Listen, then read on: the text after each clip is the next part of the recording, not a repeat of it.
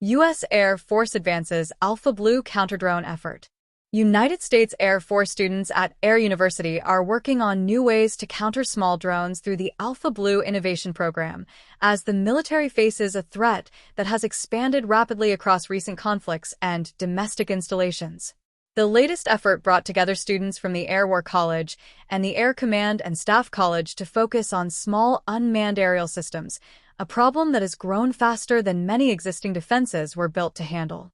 The work is being carried out through Alpha Blue, part of the Air University Innovation Accelerator, where students are tasked with solving operational problems drawn directly from the field and turning those ideas into concepts that can be tested quickly. The urgency behind the project is rooted in how modern warfare is changing. Conflicts in Ukraine and across the Middle East have shown how inexpensive, commercially available drones can be adapted for surveillance, strike missions, and attacks on infrastructure. Lieutenant Colonel Shane Bistick, an Air War College student, said those conflicts have signaled a dramatic change to the character of warfare with the increased use of unmanned aerial systems, adding that governments are scrambling to counter this threat.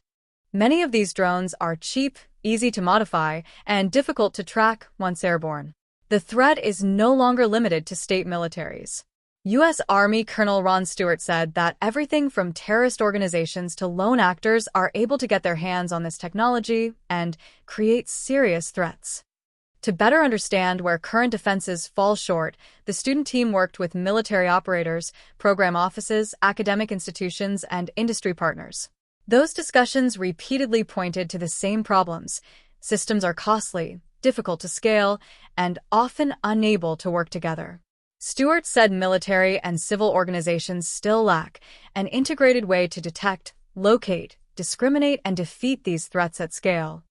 Rather than building around large centralized systems, the team explored a more distributed approach, using smaller tools already widely available.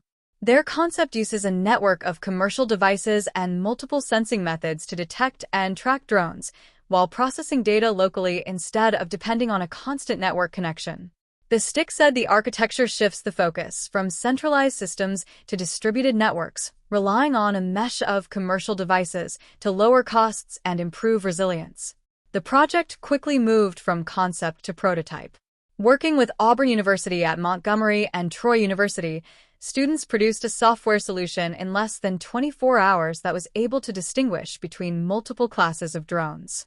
Lieutenant Colonel Gene Carter said the team's focus was on learning over perfection and validating key assumptions.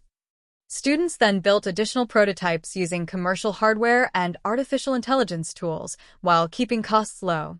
Some of those systems are now moving toward flight testing, which should provide a clearer picture of how they perform outside control conditions. The work also includes legal and policy safeguards, particularly for operations inside the United States.